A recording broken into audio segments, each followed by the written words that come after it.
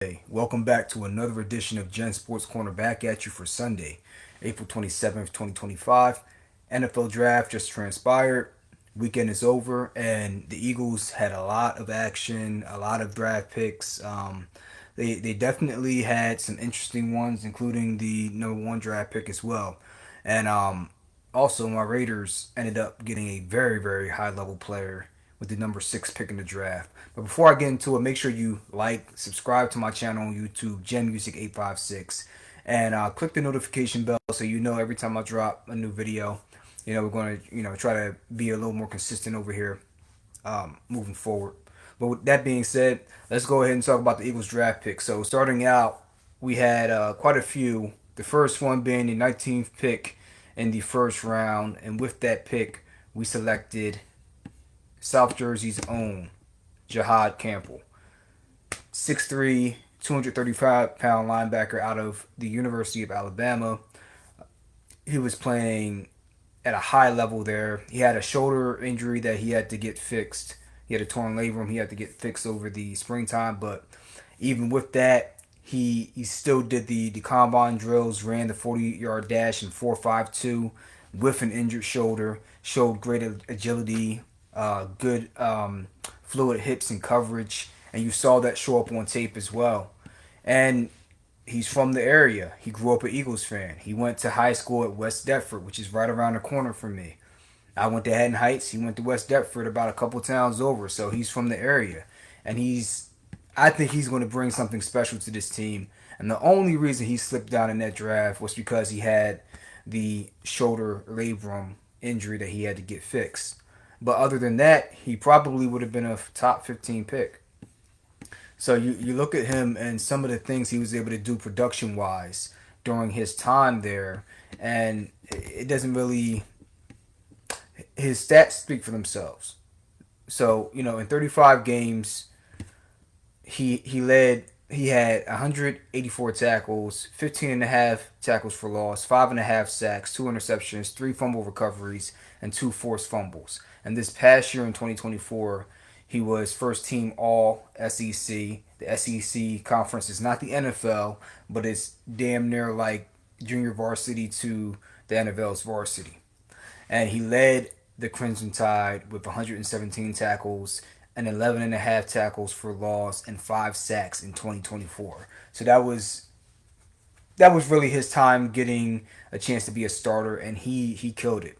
And you're talking about a dude from Ariel, New Jersey, around the corner, went to West Deptford, and grew up an Eagles fan. So he's getting to live his dream out, and I think that he fits nicely in this defense because you just re-signed Zach Bond to a huge deal.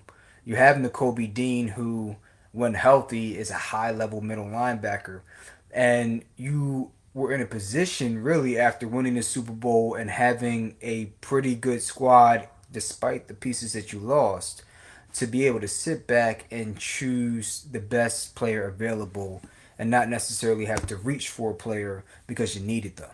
And you see teams do this often. We've been guilty of doing this in the past and reaching on players that were not really the highest graded at that point or didn't pan out as well as some other guys that we could have taken, but we passed on them because they didn't fit a need at the time. So this is a very good pick. And I think one of two things can happen. Nakobe Dean, he had the surgery. I forgot what injury it was. It might have been the knee or the foot. And now you don't have to rush him back. You can allow him to take his time because you know Jihaad Campbell is going to be ready by training camp, and he can step into that middle linebacker role and be learning from Zach Bond and cleaning up some of the technical things he needs to work on.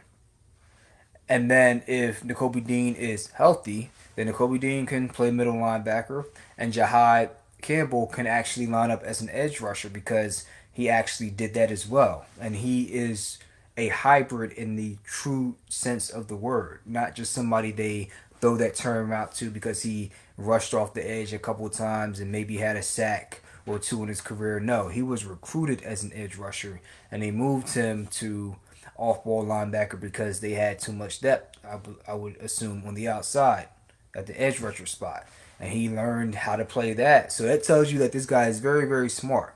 to be able to know how to play off ball linebacker as well as play edge rusher, because the positions are different, the assignments you need to know are different, the cues are different, the angles you take are different.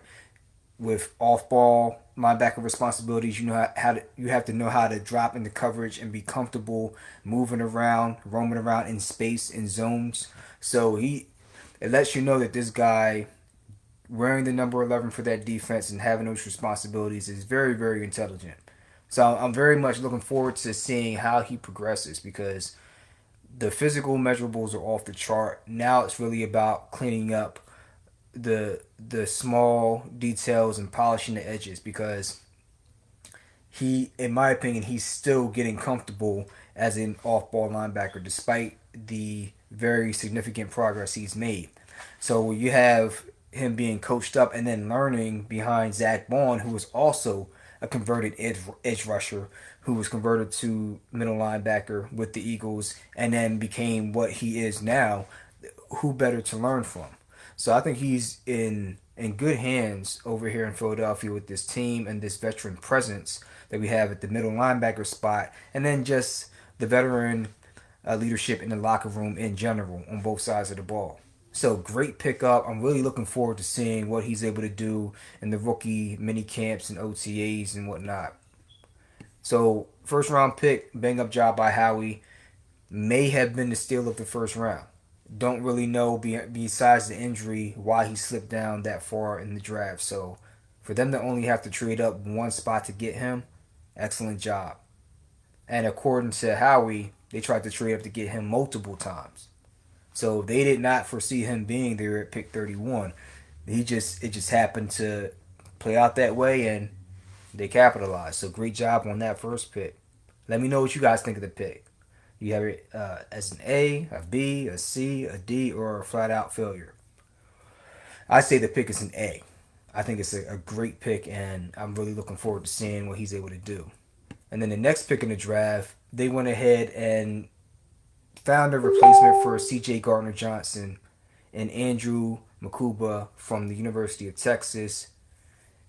Look, you have an undersized safety who can fly. He can move. He ran a 4.45, and it shows up on tape. And he plays with a certain level of violence that you see out of guys who typically are bigger than he is. When he's at 6 foot, 185 pounds, and look, it says he goes to Texas, but you might as well say he goes to Crash Out University, because he be trying to lay people out, and he do be doing that. But to do that consistently at this level, gonna have to put on a little more weight in my opinion. He put on about 10 pounds at the scouting combine, so I believe he came in at about 194 pounds. So if you can put it on, I say like five more pounds, preferably 10. I think he'd be in a good spot without losing his quickness, his natural quickness, because he's a ball hawk in the center of the field, and that's why I think this is a good pickup. Because I think there were better prospects on the board at that time. There was the safety out of Notre Dame. Can't remember his name off the top of my head, but you're talking about a tall, rangy safety who, although not as fast as Makuba, is a ball hawk back there. So I think that would have been a good pick. Maybe they saw something in Makuba. Maybe it was the experience he had playing nickel cornerback. So similar to the way that Malcolm Jenkins was a nickel cornerback coming out of, or a cornerback coming out of Ohio State, and then he moves him to safety, or the same thing they did eventually with Charles Woodson, even though he was a highly athletic shutdown corner, he eventually went to safety. Guys that don't necessarily have that knock you out one hit power, but they can lay enough of a punch to make you respect them and when you're going over the middle, and they have the speed of a semi-fast cornerback where they can just roam center field as a free safety. So I think that would work out well. You have him battle out for that free safety spot with Sidney Brown, and then you have Reed Blankenship as your strong safety, the guy who's going to come up into the box and really play play the run in the box as opposed to having to roam center field, which is not his strength. So I think this is a very good pickup to try to address the loss of C.J. Gardner-Johnson. You can't do that overnight, but this is certainly a good start. So I like that pick.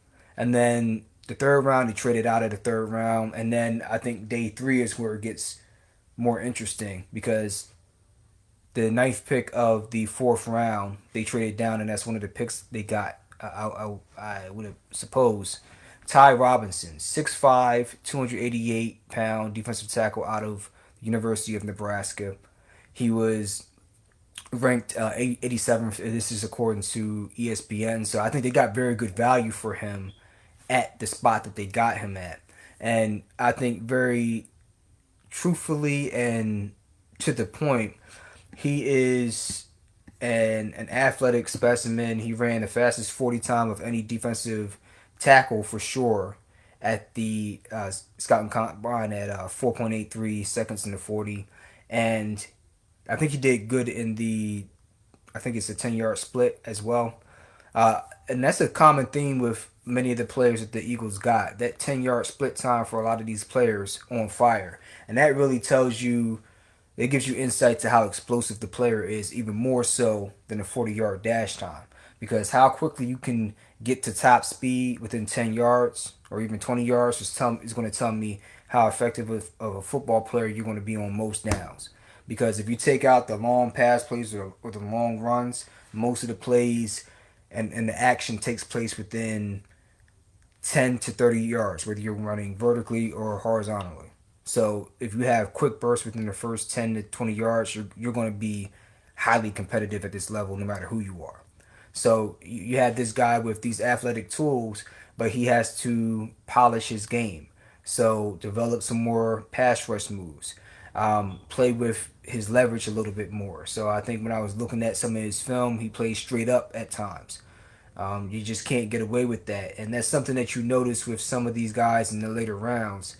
It's not always that they lack physical talent. It comes down to lack of technique with some guys, or they may have stiff hips. So for an offensive tackle, which I'll talk about with the later picks, if they can't bend at the waist and get their pads lower, a lot of times they can get stood up straight, especially with a punch to the chest by DN, and boom, now you're off balance and you're done.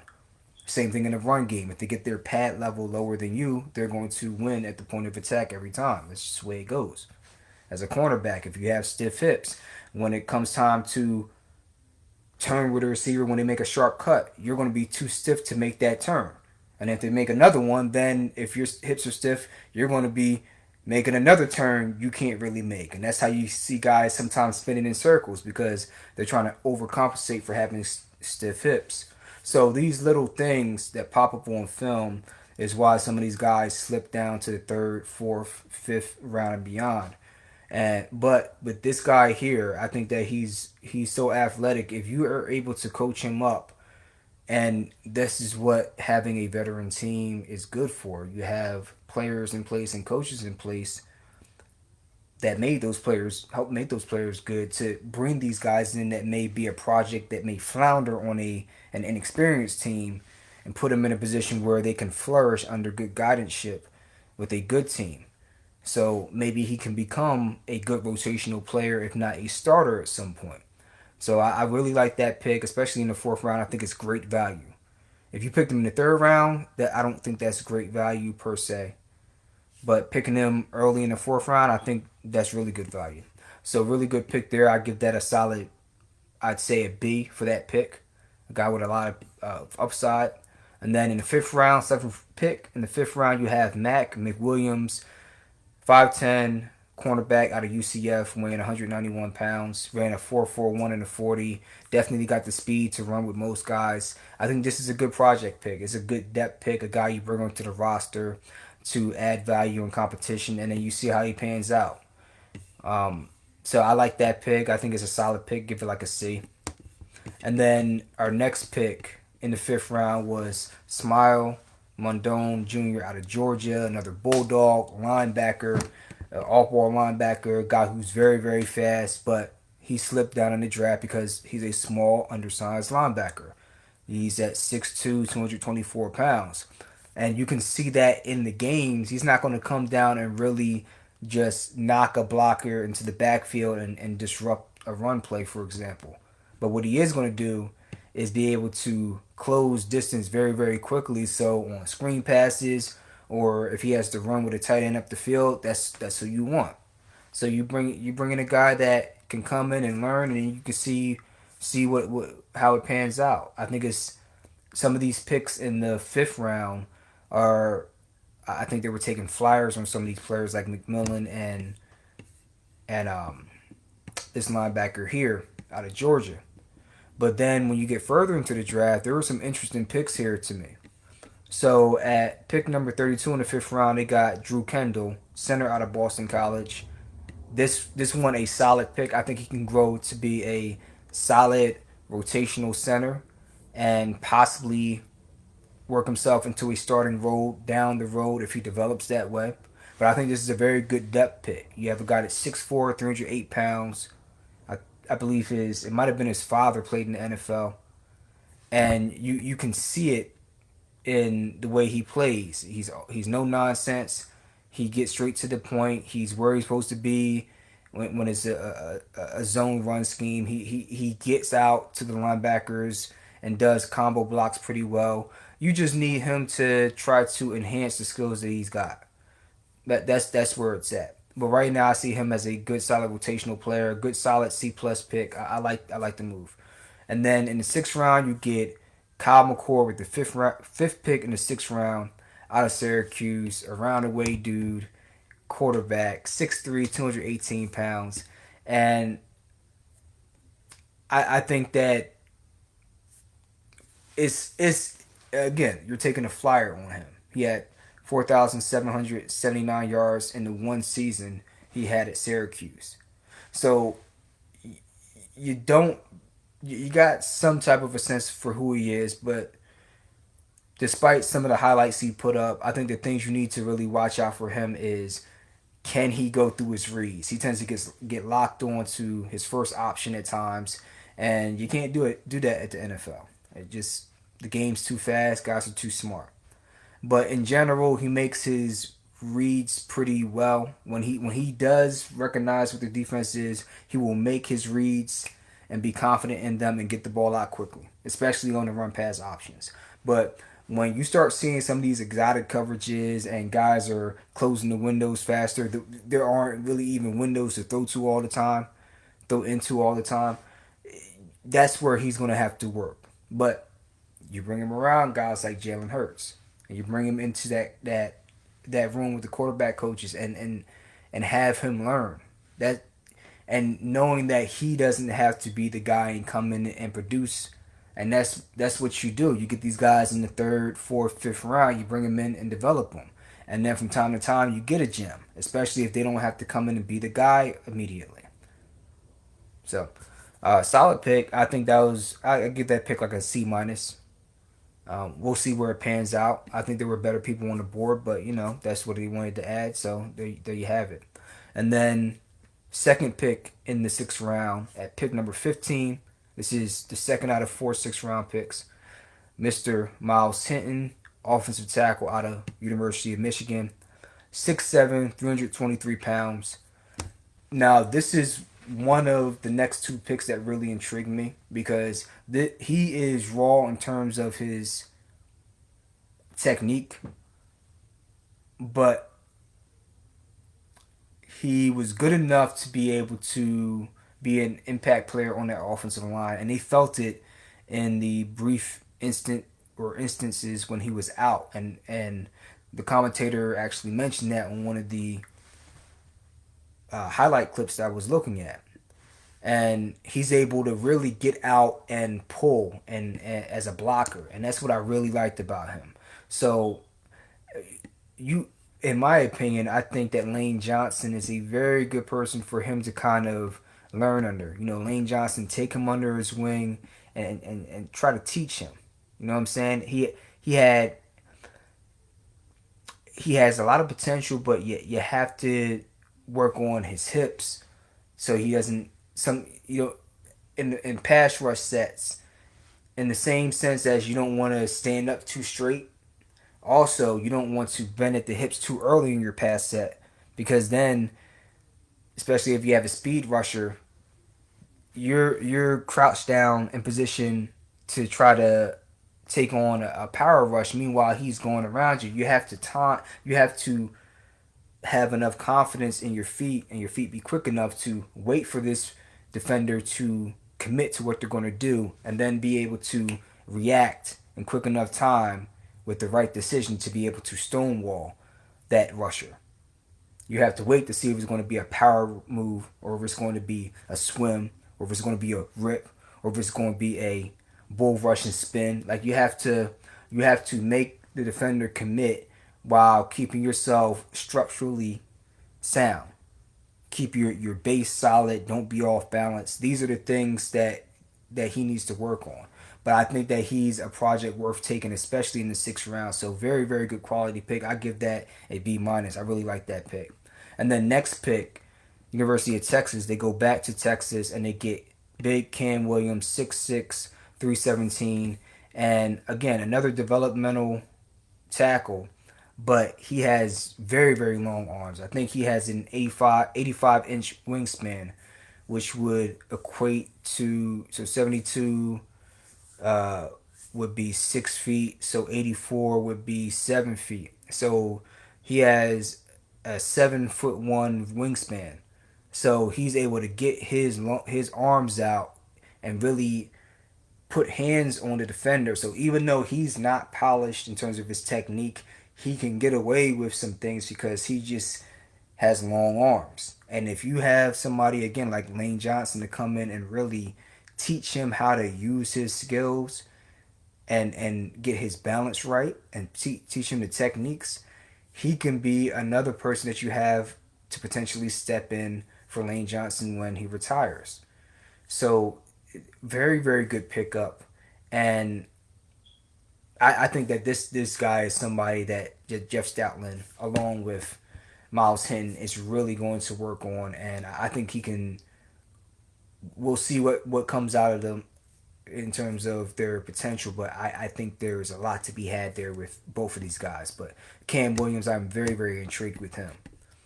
And then last but not least, pick number 33, compensatory selection from the Los Angeles Chargers in the 6th round, Antoine Powell Ryland, edge rusher out of Virginia Tech, 6'3", 258 pounds. And this guy is going to come in and be a depth guy and I think a special teams player.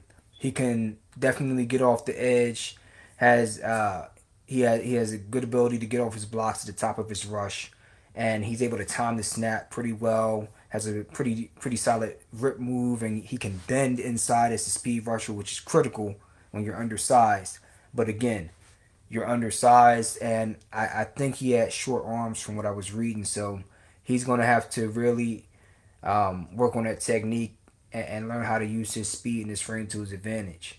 And I think the other player, it might have been it may have been Ty Robinson. He might have short arms as well. I'm not sure, but that might have been one of the knocks on him as well. But either way, you look at Ryland. I think he has a good chance to be a special teams player, and then we'll see how he fits into the rotation of backups for that edge rusher spot.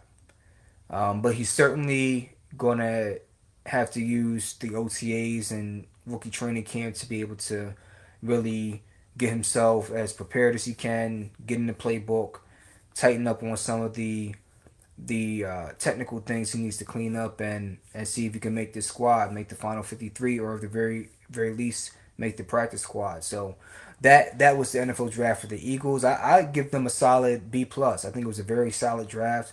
They were able to trade back, get some more picks, and pick up some guys that I think will be good depth additions, including guys at the top of the draft that I think will add to this roster this year. I think that Jihaad Campbell can be an instant impact player, and he has Pro Bowl potential in the next couple years. I see him being somebody in the mold of a Fred Warner or Jamie Sharper from way back in the day with the Ravens with that 2000 defense with Ray Lewis and those guys. I think he has the potential to be like one of those guys. And then Andrew Makuba, I think that for some teams, him being a smaller safety, would not work well for them. But with this team having a need for a center fielder when you already have a box safety in Reed Blankenship. I think that based off what they're looking for in their scheme, this was a good pick in context of what they're looking for in that scheme with Vic Fangio. They need fast linebackers. It's critical for this defense, i.e. Zach Bond, and then obviously the draft pick with Jihaad Campbell, and then having a center fielder to roam around and really be able to make that too high safety look as menacing as Vic Fangio has been able to make it at each stop he's been at, especially when you have a ball hawk like Andrew Makuba. Look up the highlights, you'll see what I'm saying. And then last but not least, my Raiders picked up, listen, this running back, I wasn't really paying attention to the draft, to be honest, going into this. And obviously I knew we needed a running back because Josh Jacobs, he left last year to go to the Packers, and I forgot homeboy's name this year. I had him on my fantasy squad, but man, he got injured, and we didn't have any answers at running back. Let's be honest. But you trade for Geno Smith, you're able to get some stability at quarterback, and then you add Ashton Gentry out of Boise State, 5'9", 211. Can't tackle this dude, man. Lower body strength is freaking retarded, and you can't knock him down with one tackle, and you're not going to arm tackle him. Sometimes you can't even tackle him with three or four guys. He's a wrecking ball. And now you have him with Geno Smith. You're kind of somewhat recreating what Pete Carroll was doing in Seattle. And now I think you're starting with something. I think you're starting with something because for so long we've been looking for offense. You had Derek Carr, you had beast mode Marshawn Lynch.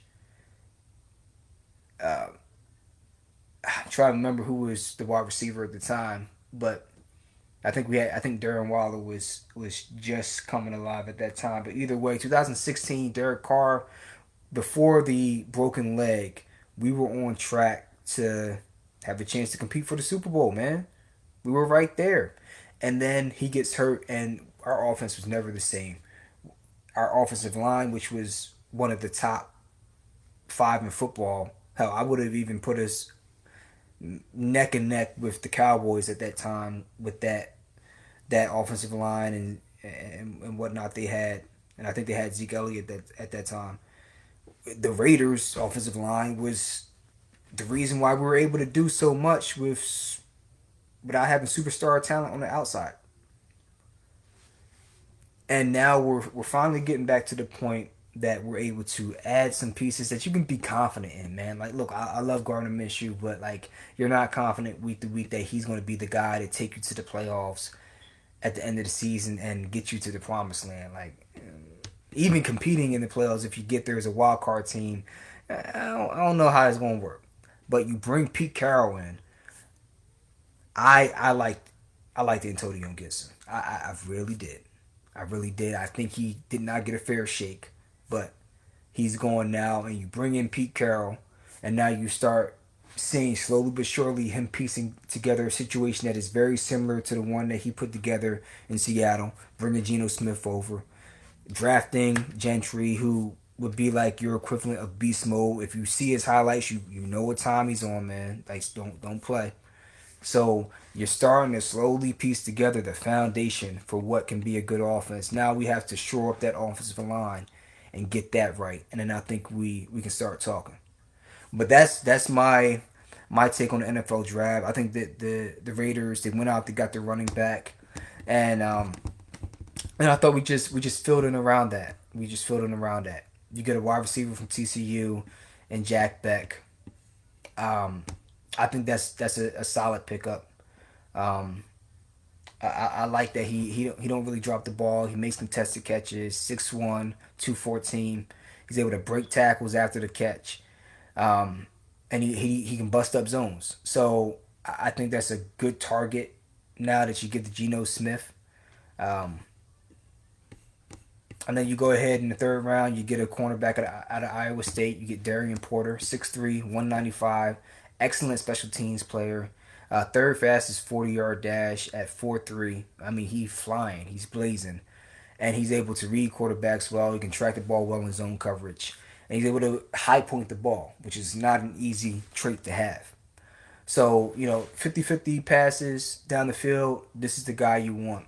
So I think this is a good way of adding to the secondary. You needed to address that, and now you got a pretty good young piece. I like that. And then as the Eagles did, you go into round three and beyond, we started shoring up the trenches. So you got offensive tackle at pick 34 and pick 35 in the third round, two compensatory picks. And then you go ahead in the end of round four, and then round six you get two D tackles, and then you have some receivers sprinkled in the fourth and sixth round, and then you have a quarterback in the sixth round with Cam Miller. You have Cody Lindbergh at linebacker from Minnesota in the seventh round. But I really like that the way that they shored up the trenches, because that's where it starts and ends. And then we actually got some good key skill position players at running back, wide receiver, and then you got a tall, rangy cornerback. So slowly starting to put pieces together for this team out in Las Vegas. Let me know what you guys think about that. I give the Raiders draft. I give it a solid. Just without looking at it deeply, just surface level observation, I give it a B plus, simply off of Gentry because he's a generational talent, and then just off of surface level observation, just seeing some of the names and talent that they put at wide receiver and cornerback without looking at like their lowlights and some of the drawbacks, but just off of their potential, very, very good picks. So let me know what you guys think about that, and then I'm about to go and make a video about the Conor Benn and Chris Eubank Jr. fight that happened last night. I heard it was a war, and I need to check the highlights out and talk about it. I wasn't heavily invested in the fight, but with all the hype that came out with the results, I need to check it out. So let me know what you guys think. Hope you enjoy your weekend. Hope you are satisfied with your respective teams' drafts. But it's go Birds to the end, man. Catch you on the next one.